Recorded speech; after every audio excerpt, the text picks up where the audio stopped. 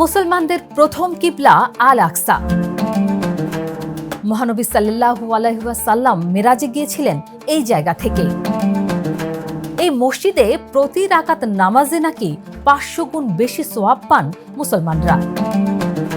তাই মুসলমানদের কাছে বড় আবেগের নাম আল আকসা। কিন্তু সেই আল আকসাকে নিয়ে হচ্ছে বড় ষড়যন্ত্র। আজানের শব্দটাও নাকি শব্দ দূষণ। সব মিলিয়ে যা ঘটছে তাতে আল আকসা কতদিন মুসলমানদের হাতে থাকে সেটা নিয়ে উঠেছে বড় প্রশ্ন।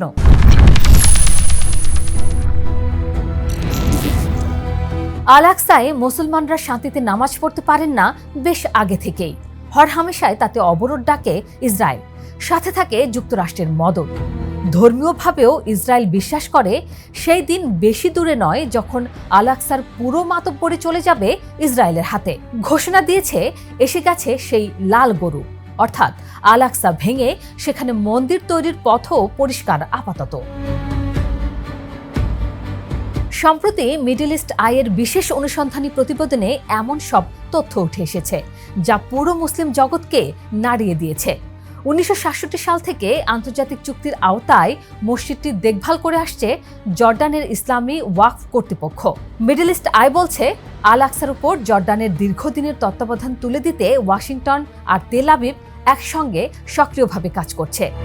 পরিকল্পনা হলো সেই কর্তৃপক্ষ সরিয়ে দিয়ে ইসরায়েল সরকারের বানানো নতুন একটি সংস্থা বসানো। এই সংস্থা আল আকসাকে ঘোষণা করবে বহুধর্মীয় কেন্দ্র হিসেবে।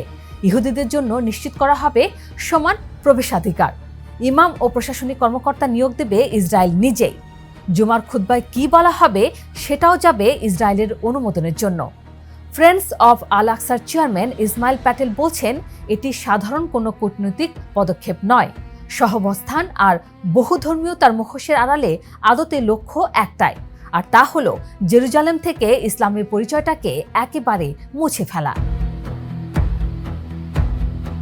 শুধু কর্তৃত্ব দখলেই থামছে না, একটার পর একটা আঘাতে ব্যবহারিকভাবেও মুসলমানদের আল আকসা থেকে সরিয়ে দেওয়া হচ্ছে। এই বছরে 6 শতাধিক ফিলিস্তিনিকে আল আকসায় প্রবেশে নিষিদ্ধ করা হয়েছে। ওয়াকফের 30 জন কর্মীর প্রবেশনানুমতি বাতিল। 6 জন ইমামকে খুতবা দেওয়া থেকে বিরত রাখা হয়েছে। আর এখন নতুন আঘাত, আজান বন্ধের বিল। ইসরায়েলের নিরাপত্তা মন্ত্রী ইতামার বেন গাভির ও নিরাপত্তা কমিটির প্রধান জভিকা ফগেলের উদ্যোগে বিলটি মন্ত্রিপরিষদ কমিটিতে পাশ হয়েছে। বলা হচ্ছে অনুমতি ছাড়া লাউডস্পিকার ব্যবহার করা যাবে না। অনুমতি না নিলে 50,000 শেকেল জরিমানা, শর্ত ভাঙলে আরও 10,000। পুলিশ চাইলে যে কোনো সময় লাউডস্পিকার বাজেয়াপ্ত করতে পারবে। বেন গভির বলছেন মুয়াজ্জিনের শব্দ জনস্বাস্থ্যের হুমকি। আল আকসার ইমাম শেখ একরিমা সাবরি পাল্টা বলছেন দখলদার শক্তির কাছে আজানকে শব্দদূষণ বলার কোনো অধিকার নেই, এই আইন অবৈধ। কিন্তু বিলটি এখন নেসেটে যাবে, সেখানে পাশ হলে আজানের শব্দ চলে যাবে ইসরায়েলের নিয়ন্ত্রণে। এই আঘাতগুলো একদিনে আসেনি, বছরের পর বছর ধরে পরিকল্পিতভাবে আসছে। গত মাসে ইসরায়েলি মন্ত্রী ও সংসদ সদস্যরা দল বেঁধে আল আকসা প্রাঙ্গণে ঢুকে পড়েছেন। মসজিদের ভেতরে গিয়েছেন জাতীয় সঙ্গীত, তুলে ধরেছেন ইসরায়েলি পতাকা। একজন আইন প্রণেতা প্রকাশ্যে দাবি করেছেন আল আকসা ভেঙে ইহুদি মন্দির বানাতে হবে। ইরানের সঙ্গে যুদ্ধের সময় পুরো 40 দিন মসজিদ বন্ধ রাখা হয়েছিল। 8টি আরব ও মুসলিম দেশ নিন্দা জানিয়েছে, কিন্তু ঠেকাতে পারেনি কেউ। একই সময়ে পুরনো শহরের চেইন গেটের আশপাশে ফিলিস্তিনিদের সম্পত্তি কেড়ে নেওয়া হচ্ছে, যা জেরুজালেমের ক্রমাগত ইহুদিকরণের অংশ। ইসরায়েলের পর্যবেক্ষণ সংস্থা ইর আমিরের গবেষক আভিভ তাতারস্কি বলছেন ধর্মীয় সংযোগের আড়ালে ইসরায়েল পদ্ধতিগতভাবে পবিত্র এই স্থানের নিয়ন্ত্রণ নিয়ে নিচ্ছে। কিন্তু এই দখলের পেছনে রাজনৈতিক হিসেবের বাইরেও আছে গভীর ধর্মীয় যুক্তি। ইহুদি ধর্মগ্রন্থ তালমুদ অনুযায়ী মুক্তিদাতা মাসিহের আবির্ভাবের 3টি শর্ত আছে। প্রথম দুটো পূরণ হয়েছে, বিশ্বের ইহুদিরা ইসরায়েলে এসেছে, ইহুদি রাষ্ট্র প্রতিষ্ঠা হয়েছে। এখন বাকি শুধু তৃতীয় শর্ত, আল আকসার জায়গায় 3rd টেম্পল বা তৃতীয় সোলাইমানি মন্দির নির্মাণ। আর সেই মন্দির বানাতে দরকার একটি বিশেষ লাল গরু। সেই গরুর ছাই দিয়ে তৈরি পবিত্র পানিতে পুরোহিতরা পবিত্র হবেন।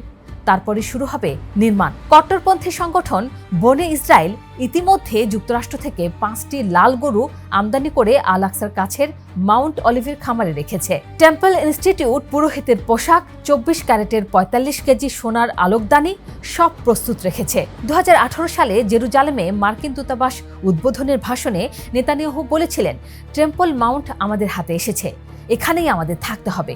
সরাসরি বলেননি, কিন্তু ইঙ্গিতটা কেউ মিস করেননি। তো কি করবে এখন মুসলিম বিশ্ব?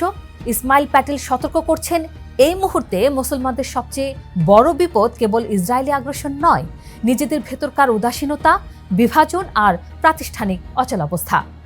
আরব রাষ্ট্রগুলো বিবৃতি দেয়, তারপর সব আবার আগের মতো চলতে থাকে। যেসব দেশ অর্থনৈতিক বা কূটনৈতিক চাপ দিতে পারত, তারা নিজেদের স্বার্থের হিসাব কষে পিছিয়ে থাকে। একসময় জুম্মায় লক্ষাধিক মানুষ সমবেত হতো আল আকসায়। আজ সেই সংখ্যা নেমে এসেছে কয়েক হাজারে, কখনো কয়েকশোতে। আল আকসা কোনো ঐতিহাসিক নিদর্শন নয়, এটি 200 কোটিরও বেশি মানুষের আত্মপরিচয়ের কেন্দ্র, ইসলামী সভ্যতার ধারক। এর ওপর আঘাত মানে শুধু একটি মসজিদে আঘাত নয়, গোটা এক সভ্যতাকে ঘুণে ধরানোর প্রচেষ্টা। এখন যদি কূটনৈতিক, আইনি ও অর্থনৈতিক চাপ না দেওয়া যায়, তাহলে সহ অবস্থানের ভাষা ব্যবহার করে দশকের পর দশকের এক দখলদারি প্রকল্প সম্পন্ন হয়ে যাবে নীরবে।